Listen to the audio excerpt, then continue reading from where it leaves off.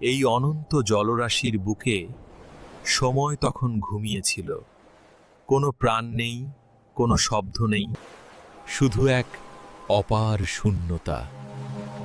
আর সেই শূন্যতার মাঝেই অনন্তনাগের শয্যায় শুয়েছিলেন সৃষ্টি ও প্রলয়ের অধিপতি শ্রী হরিনারায়ণ। তিনি ঘুমিয়েছিলেন, কিন্তু সে ঘুম ছিল না সাধারণ ঘুম, সে ছিল যোগ নিদ্রা। যার মাঝে লুকিয়ে থাকে সমস্ত সৃষ্টি। নারায়ণের নিঃশ্বাসে জন্ম নেয় সময়, আর তাঁর ইচ্ছাতেই জাগে বিশ্ব। হঠাৎ এক শুভক্ষণে নারায়ণের নাভি থেকে ফুটে উঠল এক অলৌকিক পদ্মফুল, আর সেই পদ্মের বুকে আবির্ভূত হলেন চতুর্মুখ ব্রহ্মা, যার হাতে অর্পিত হল সৃষ্টির দায়িত্ব। আমি কোথায়? চারদিকে তো শুধু জল। হে ব্রহ্মা, এখন সময় এসেছে সৃষ্টি শুরুর।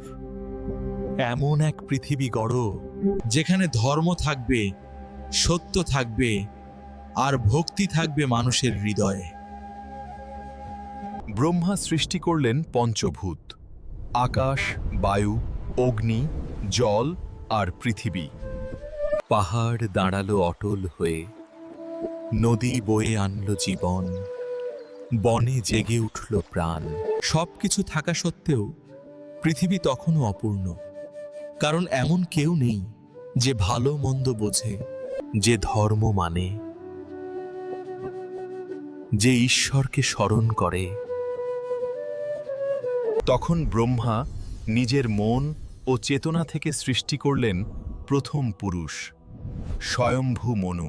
আর তার সঙ্গিনী হিসেবে সৃষ্টি করলেন প্রথম নারী, শতরূপা।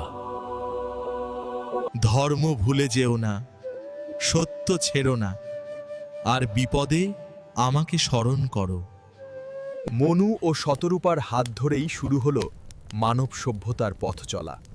এইভাবেই মানুষের গল্প শুরু হয় পৃথিবীতে। যতদিন মানুষ ধর্মের পথে চলবে, ততদিন নারায়ণ মানুষের হৃদয়েই বাস করবেন।